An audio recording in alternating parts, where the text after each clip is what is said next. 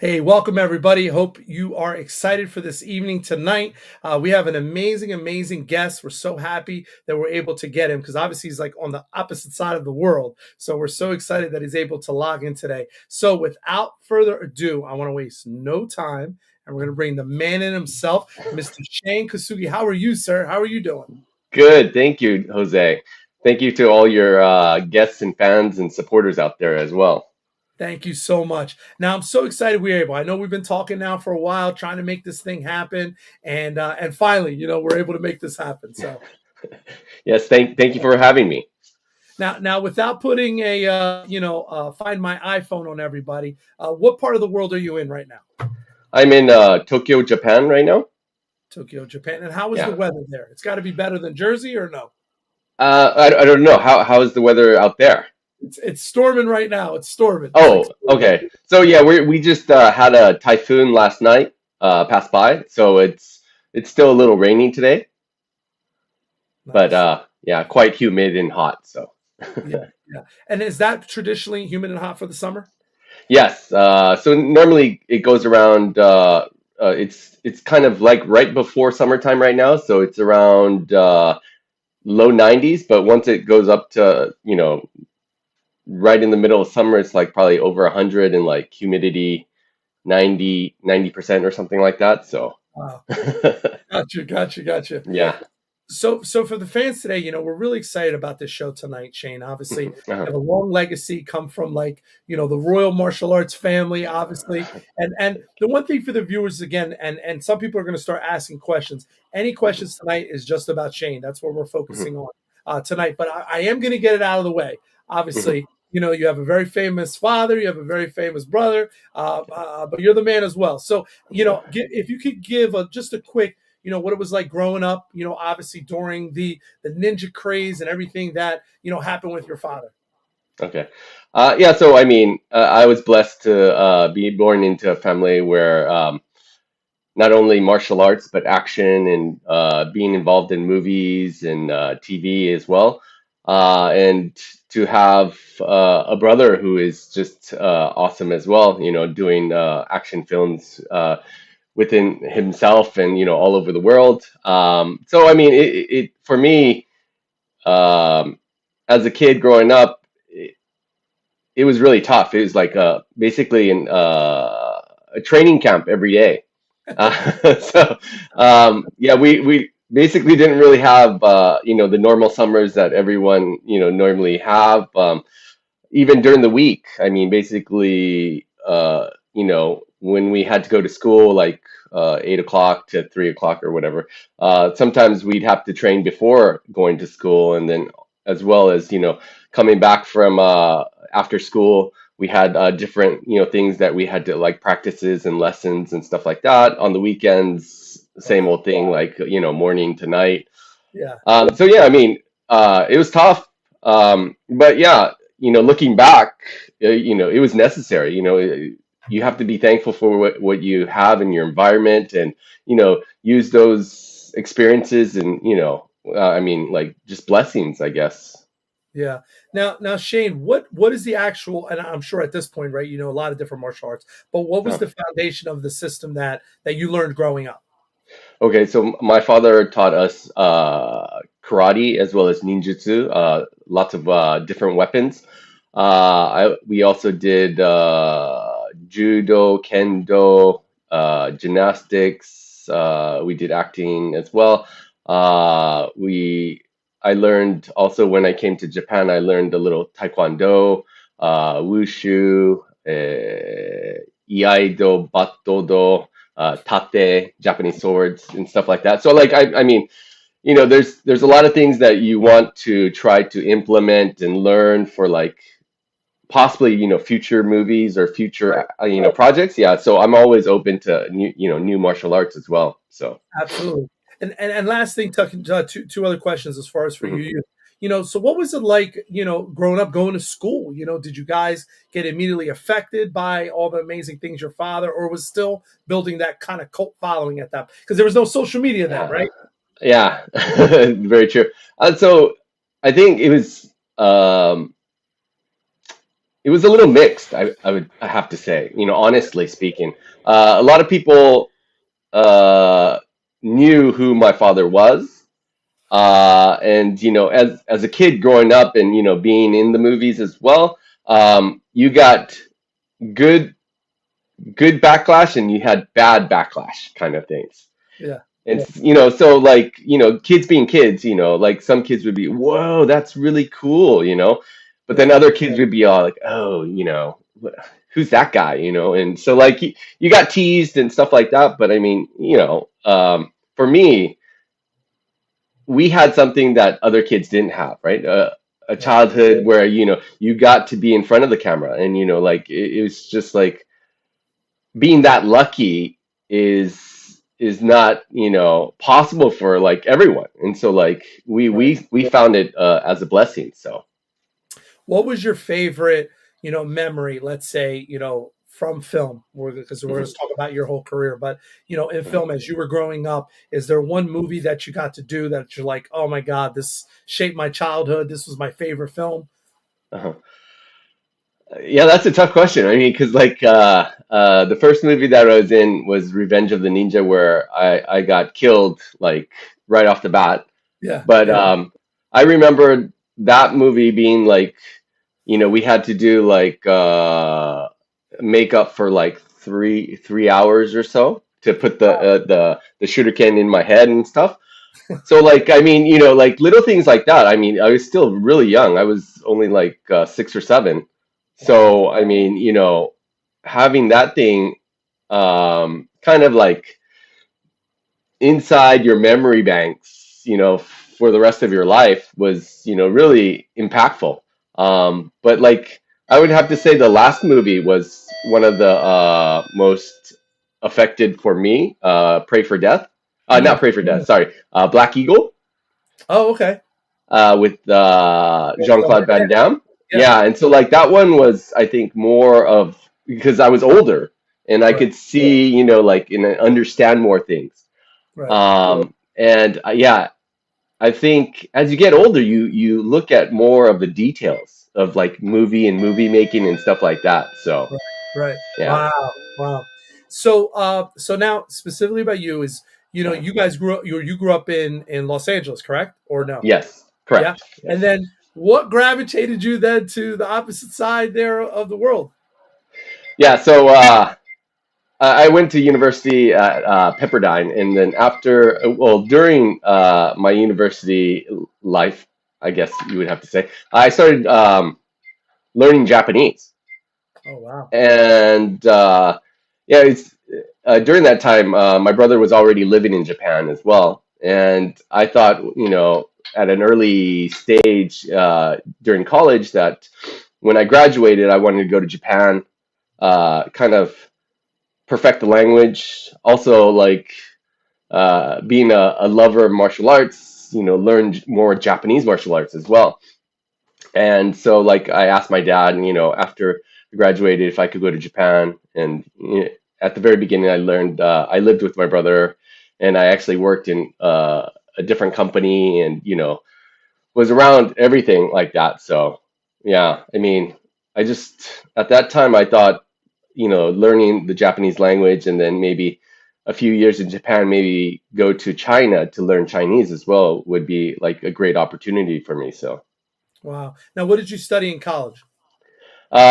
First, I studied accounting, and then I changed to business. Okay. Yeah, so I didn't do anything about film or anything like that. So Basically you wanted to move away from it totally at that point? exactly, Yeah. just like get a different perspective, learn different things. Yeah. Yeah. So Yeah. Wow. And then what brought you back then, or what you got you back segued into the film industry? yeah, so well, yeah, moving back to Japan, well, moving to Japan and living with my brother. Um, So, my brother works in the TV film industry in Japan, and he also does projects overseas as well. So, like when I moved to Japan, I like slowly got back into like practicing martial arts with him, and then learning other martial arts at different places, and then yeah, being around him and being around like all the work he does, I just like found that kind of spark again. And yeah, little by little, I started getting into that again. And then, but I felt that I had to find a different knowledge or skill during that time. So I started learning like editing and camera work and stuff like that. And then I started really getting into it and really started to love, film and making, film and stuff like that. So yeah. And then that ignited your fire. And then what was the first project that you kind of got back involved with? So yeah, I practiced and I was on TV and did like some like martial arts events and stuff like that for a few years, and then I actually landed a role in The Last Samurai. I think it was maybe like 5 years into when I just moved to Japan. And so then I got into that, and then yeah, I just met a lot of great martial artists, action people within Japan as well as overseas. And yeah, that basically just like really sparked me wanting to make more movies and being involved in more movies. So Wow. So Last Samurai, and then when did you actually either produce or direct your first film, or was it a short? Or yeah, so actually, I it didn't it took a long time. It's actually uh, maybe 5 or 6 years ago, to actually help produce a film. Because before that, we were just doing like small projects here and there, just helping out. Like basically, I was doing action coordinating and also like being involved in front of the camera, not so okay, much behind the camera. Yeah, and so okay, probably like 5 6 years ago when I helped out my friend with his movie. It was like a comedy action movie. It's called Barashi Fight. Yeah, and so I did the action coordinating, and I was a producer on that. wow, And wow, then yeah, and so after that, we actually decided to make our own action film. So we did a short film of Seek, and then that started uh, the legacy of Seek actually. So. gotcha. Right, right, right, right. And then so let's talk about the Seek journey. So talk to Uh-huh. me about the project. Where it started, and then where you're at now with it. Okay, so like I actually came up with the idea maybe like 15 or so years ago. I just like started jotting down ideas and like, possible plot scenarios and stuff like that. And I came up with this one about, kind of like a present day ninja organization. And basically, it's kind of like a Mission Impossible, John Wick type of thing. So we wanted to try to evolve that, and we decided, we wanted to make the action really true to action people, and being, having a background within action, knowing how to take action. Uh, yeah, we wanted to make the best action we possibly could. So we ended up developing that short film. And all the action people within Japan are, with huge action groups with uh, like Sunny Chiba's action group, Japan Action Club or Japan Action Enterprise right now. We got a Okay, lot of help from them. We got a lot of help from freelancers as well. And so, yeah, Shane, you sent me that poster, correct? Or yes, no? correct, correct. Yeah, I think I did. Or I think it was, this one is actually the feature one. Ah, It okay, wasn't yeah, it wasn't the short film one. So, okay, yeah. okay. Um, yeah, so yeah, we did it. We made the short film for free, basically. Everyone just pitched in, helped out, and so we shot it in 3 days, I think it was. Wow. How Yeah, long was the short? How long was it? it was 13 minutes, I think it was. Wow. So like basically, we had like dialogue parts. We shot basically in one day, and then the action part we shot in 2 days because it was at a warehouse and stuff like that.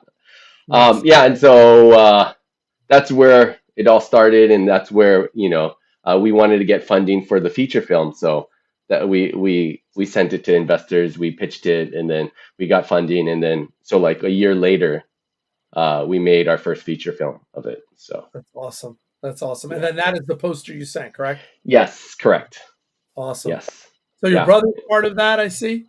Yeah, so that was a pretty for me it was kind of hard to ask him at the very Yeah. beginning because like you don't know what you're well, especially people close to you you don't know what they're going to say, and Right. especially with a low budget, oh, I especially for my brother, I would want to pay him a lot more than what we paid him, Of but course. he was all like, no, no, no, yeah, whatever, you don't have to pay me if you don't have money, it's okay. I'll help you out. And so, like, yeah, it was after getting that first, courage to ask him. Yeah, he was so helpful, and like, there's a lot of things that he has so much experience in, and he gave me like tips and advice and stuff like that, which really helped make the process and like kind of my first time more special and also like more easier, I think it was. Wow. Wow. Yeah. And then where's the project right now? Like if somebody wanted to watch it or where are we at now with it? So we sent it. We finished it last summer, the end of summer, I think it was. I think it's September, October. So right after that, we sent it out to different film festivals, and it's actually still going around the film festival circuit, basically. Okay. And it will finish up in, I think it's November, if I'm correct. Nice. And so right now I'm just negotiating with distributors overseas right now, Nice. and we are also negotiating with Japanese distributors. Hopefully, both sides will be set, and we're looking maybe next summerish, somewhere around there, I would think. Yeah. So.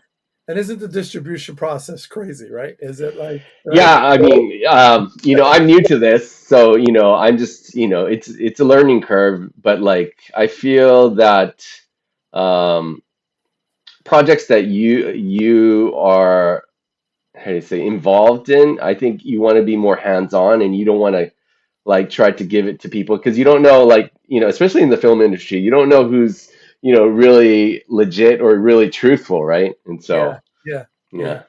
And so this is your passion. Now, what exactly were you in front of the camera for this or no? This was just you. No, I was behind the camera, so Okay. Okay. yeah. Got you. Got you. Now, where do you see what is your next step for Sig? Obviously, you want to get distributed. Are you thinking of Yeah. a part two? Are you thinking of a different storyline? What are you guys thinking? If you could So, divulge it. oh yeah, no, no, no, of course. Yeah, we actually just shot part two in May. Oh, that's what we were talking. Right, right, right. Okay. Yeah.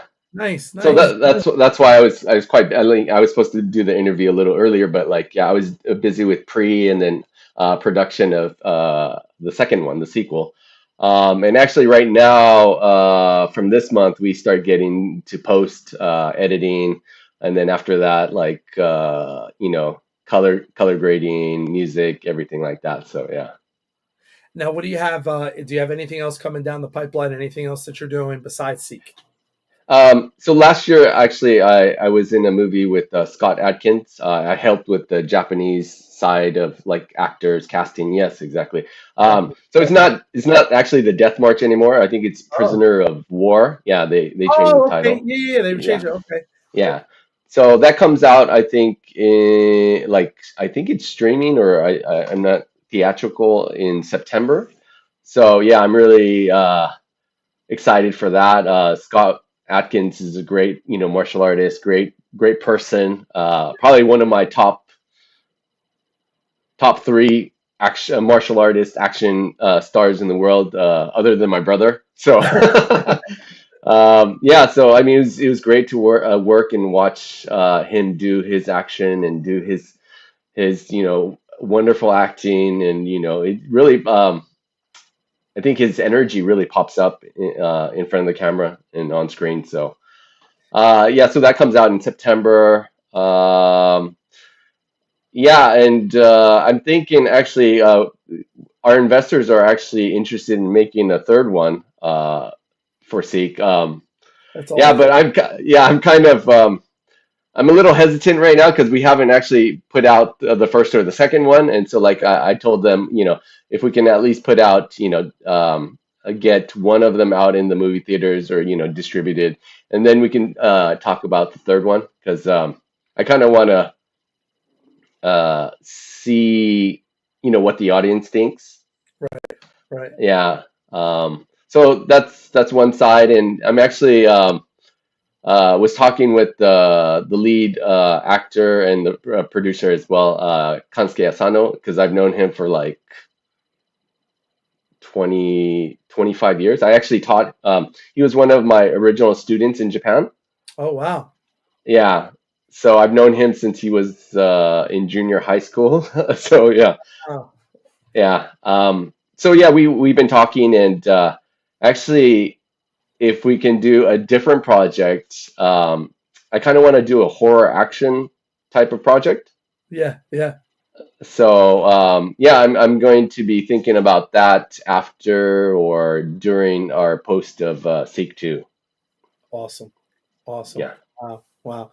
Now, navigating in this, and it is more of an independent sector, right? Isn't, Yes. the film game now totally different than when your dad first came up? I mean, it's Oh. night and day. Yeah, yeah, yeah. Yeah, yeah, yeah. So I mean, I've just heard like stories, from my dad about, how difficult it was, with the studios and like, funding and everything like that, and then like horror stories as well, Um, but nowadays, I think, with, the world being uh, more freer, more like kind of like open, and with SNS and the internet and everything is bring everything closer together.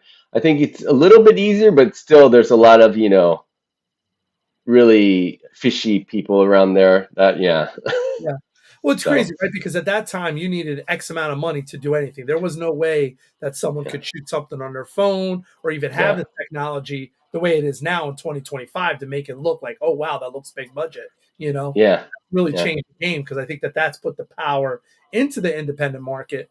And then these multiple streaming platforms that are popping up. I mean, they're yeah. all over the place now.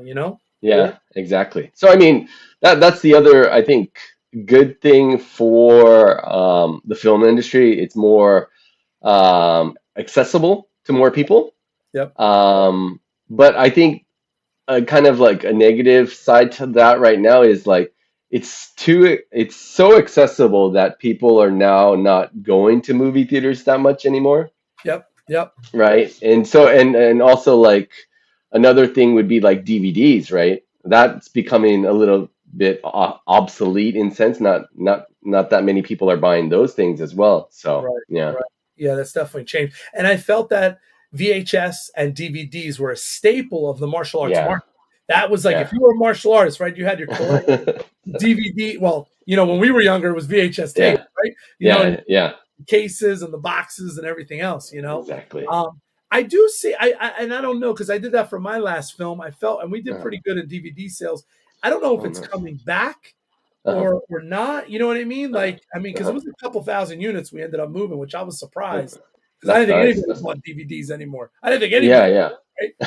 Yeah. So, but that's definitely unique. And the same thing with film acquisitions by the Mhm. theaters. It's so Mhm. hard, right, to get, again, because again, the film industry is different. Like you said, people are not, they're not. I don't think that the box offices are the same of what they were Mhm. before for people to, Mhm. buy a ticket. Because to buy a ticket now for, I mean, I have 3 kids, so I go to Uh, the film just to get in. It's like $60, $70. You know what I mean? yeah. Then by the Yeah. time you Yeah. have popcorn, it's like you're going to a fancy restaurant. You know what I mean? Yeah. It's Yeah. crazy. It's crazy. Yeah. Yeah. So, I mean, I think that's like in the US as well, like in Japan, that's basically it's the same shift, right? Like everyone is, especially after COVID, Yeah. less people, I think right now for Japan, the box office has dropped like almost 30-40%, I think it is. So Wow. 30-40% less people go to movie theaters. So I mean, you're thinking about your gross and your how much money that you can make in the box office, it's decreasing by at least half now. So Yeah. it's tough, I think. Yeah, yeah, absolutely, absolutely. It's funny because, like I said, some of those doors opening up, like Hmm. we're kind of on my end again, much smaller than you, Hmm. is Hmm. four walling. So I'm kind of doing my own, Hmm. partnering with theaters, and it's Hmm. some do really, really well. You get a couple Hmm. hundred, and the other time you get less than 100. It's hard, and Yeah, those are not yeah, sustainable numbers that obviously the theaters want to see. They want yeah, yeah, right, they want consistency, consistency. yeah, Yeah, yeah, yeah. So, oh my God. So, what do yeah. you feel? In your short-term goals, Shane, in the Mhm. next 5 years, what do you want to see, and what direction do you want to head in a perfect world? In a perfect world. Okay, so yeah, I would love to see Seek One really gain momentum and yeah, kind of get back all the how do I say all our money back as well as plus some for the investors, and make that momentum continue for Seek Two, so that maybe we can get like maybe a wider distribution in Japan, and yeah, kind of uh, increase the number of more like Japanese action films that are made, like better, like excuse me, better quality Japanese action films at a lower budget. Of course, Japan has great action films, but like the majority of those action films are really high budget. Like we call it like the big budget films, which basically aren't as big as the Hollywood films, which are like in Japan, it's maybe 5 to 20 million are called big budget films. Wow. So for our film, we only spent like maybe the first one we spent like a quarter of a million. The second one a little bit more, like I think it was like uh, about less than 400,000, so less Wow. than half a million. So I mean, we're making good, well, hopefully better quality action films at a lower price. Right. Right. And yeah, I mean, I want to try to make great action, but I want to make it, cinematography is little by little, I feel like, you have to improve, and not only in what you show, how you show it, the color, Yeah. and yeah, so like I just want to little by little make it more look higher budget, but like at a lower price. Right. And yeah, and I think little by little, the first looking at the first one and looking at the footage on the second one, we pushed our expectations more and more, and so I'm really happy with that. But yeah, I mean, I just want to see more action films, better action films in Japan, be kind of distributed overseas and get more like a wider audience. And so that's Right. my big dream. And so like hopefully in the next 3 to 5 years we can make more action films, and then send it overseas. Right. Right. Is that what it is? That most of the Japanese films are only distributed kind of in Japan? Is that what it really is? Yeah. Yeah, so that's the I think the negative side of Japanese films. Little recently I think they've signed a lot of those Japanese films, especially action ones, have signed with like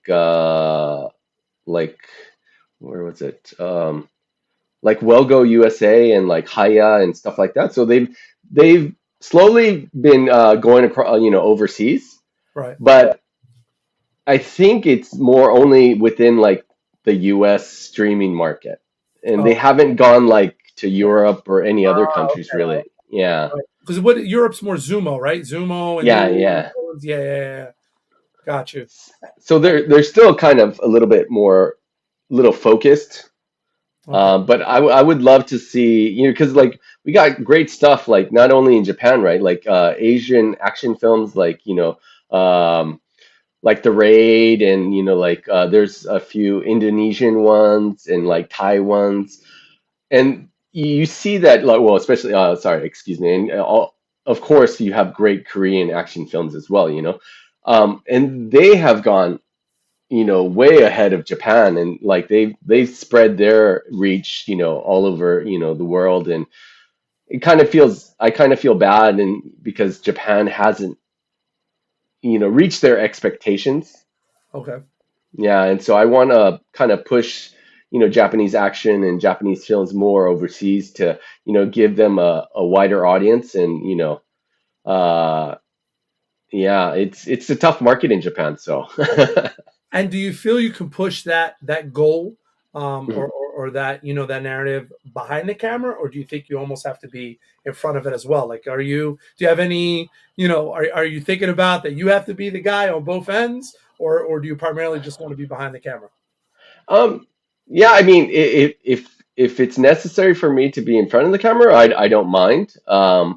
But I feel that there are a lot of, like, they're great martial artists, not only in Japan but all over the world, right? Right. And I feel that, um, well, I assume, like, you as well as other martial artists know that, it is necessary to be in front of the camera and to sell, and like if you have a name, that it's easier to sell the film. Right. Yep. But a lot of times, sometimes, well, a lot of times, I think the films that you want to make, you can't make. And that is due to, like, the direction side, and, like, behind the cameras. And I think in order for us, especially in Japan, to, kind of achieve that goal, I would have to be more focused on being behind the camera in order to, achieve that kind of level that we want. Hmm. Because yeah, it takes a lot of time, and especially if you don't have a lot of money, a big budget, you Yeah. don't have time. Right. Right. Right. And so I think that's the toughest part. And so in order for us to achieve that goal, we have to, kind of like divide our responsibilities. Yeah. Now, Shane, I asked all of my guests, what do they want to leave, and you kind of already touched base on this, but I want to dive into a little more. You know, Mhm. Obviously we gave short term goals, but Yeah. Shane, what do you want your legacy to be? Mhm. In this film genre, if that's the path that you're looking, Mhm. what do you want your legacy to be? And obviously you have big shoes, right? Because again, Yeah. the whole family is talented. So it's like, man, and which I love the direction that you're going, by the way. So kudos to Yeah. you, because that's very Yeah. brave, right? I think it would be very easy for you, think about it, to go any other way of the path that's set ahead. And now you're being the creative guy. Like Mhm. that takes a lot of bravery. It really does, and I Thank you. commend that absolutely. And if nobody ever says that, that's the truth. And that's why I admired, obviously when I was following you on social media and stuff, I'm like, man, look at this, because it's weird. So I have this conversation with my three boys, and my Mhm. oldest son's 25. And I think as a father, and I'll assume Mhm. you're a father, right? Same. Yeah. You want your boys to follow in your legacy. Yeah. But at the same point, as a father, you want your children to have their own legacy. Yeah. And that's growth as a father, right? Because what you Mhm. want at one age as a father is different than what you want in it. So again, very powerful what you're doing. So I ask you, is that what you want your legacy to be? Is that the direction that you want? And can you elaborate on that a little bit? Yeah. So I mean, that's a great question. I mean, I've thought about it in terms of not legacy, but what do I want to um, give back to the film industry or to martial arts? And the thing is, my father is a great martial artist, great action star. He started the ninja boom. Um, do I think I can fill his legacy? No. Do I think I can compete with his legacy? No. Same with my brother. Do I think I can, fill, or partially fill, the aura, or his greatness? No. And so I think in terms of as an individual, not only with the Kosugi name, um, I want to just make the best action films that I could possibly make. Um, and it won't, I know it won't come to par with like, other greats or, other martial artists or other directors or other films for that matter. But like, I think we all have to take our own perspective and our own ideas and try to make it into something real. And so that's all we can do. And, of course, you're going to have people who love your films and people who hate your films. Right. Yeah. But I think as a person, we have to grow and kind of push our limits and our expectations and our barriers, right? And so, like, my kind of hopefully in like 5 to 10 years, I'm still, learning the direction and, learning a lot of camera and like lighting and everything like that. Yeah. But I would love to make a film that is not only, let's say, high impact, high tempo, just like, breathtaking action, but just cinematography, like the cinematography or cinematically, I would love to make a beautiful film. Mm. And like ideas of great directors like Sam Mendes or Christopher Nolan, like they have huge budgets, and they have prep, pre-production for like years, Right. and so like Imagine what you could do with 300 million, right? yeah, but I mean, 300 million, even like a million or, 5 million, 10 million, there's a lot of pressure, a lot of, responsibility for that. And, even with a couple 100,000, I feel that responsibility. And, that's why I think it's not necessarily the money, it's your expectations. And yeah, I kind of want to make the best film overall, and make people enjoy that time that they are watching the film, an hour and a half or, 2 hours or whatever it is. Yeah, I just want to make entertaining, great action films. That's my goal, I think. And Awesome. if I have a legacy, that's fine. If I don't, it's okay as well, But I want to kind of like make people challenge themselves if possible. Wow. Well, Shane, I definitely think you're a humble person. You know what I mean? And the Thank you. fact, like I said, that you're following your path, which I think is so commendable and honorable. You've been great, and again, never, you're open. You're very open. You've entertained everybody Yeah. who reached out to you. Thank you. So, I really appreciate that. Any advice you can give to someone and I know we're approaching the 40-minute mark, so I don't want to hold you Oh, too no long. problem. No problem. Any advice, Shane, you would give to, let's say, an up and coming, filmmaker that's like, man, I can't do it, or maybe I'm not as good as these other guys. Well, any advice that maybe you could give them that you could share.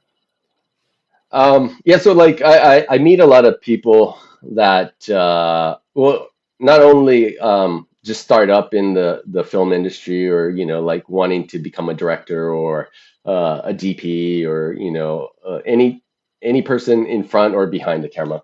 Um,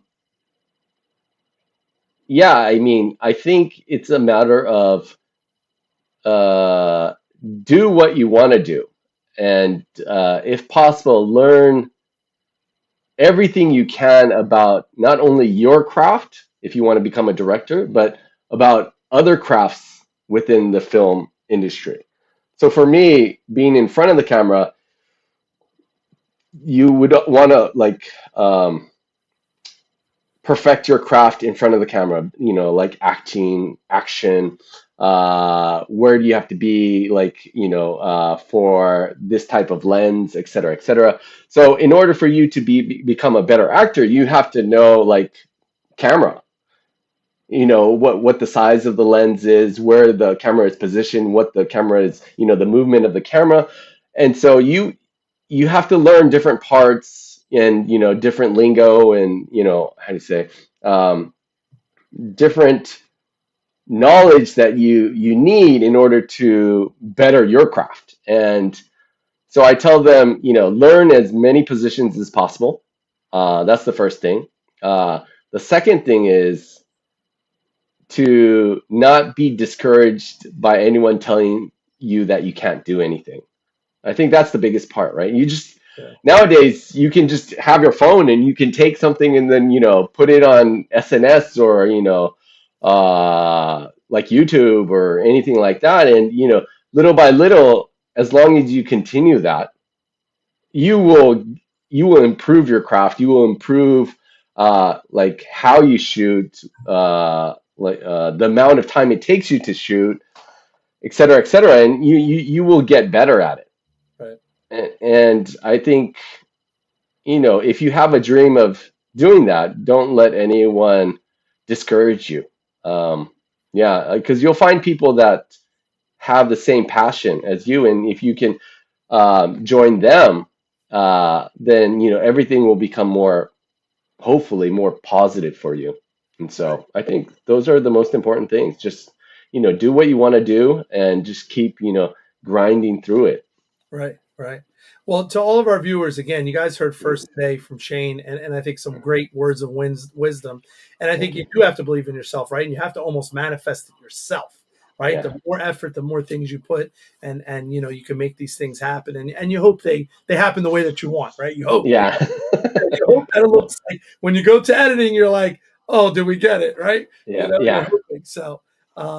But again, Shane, I want to say thank you so much for No, thank you for having me. thank you for coming on. To all of our Ninja fans and people that have followed you and your family, again, thank you for what you yourself and also your family has provided to the martial arts community. And we're very excited to see where your path goes, and what you do in the future. Because I'm hoping too. I'm trying to manifest, Shane, Yeah. hopefully you and I, you know what I mean? Yes, definitely. Absolutely, brother. Absolutely. So again, to all of our viewers, thank you so much. I hope Thank everybody you. has a good night. Shane, thank you again for joining us. Thank So you. keep your eyes open for Seek, right? Seek. And Yes. do you have a hard release yet, or you're not sure? Not set in stone yet, but probably sometime mid or the end of next year. Okay, awesome, awesome. Yeah. Again, to all of our viewers, thank you so much for tuning in, guys. Hope everybody Thank has a you. blessed night. Thank you so much. Thank you.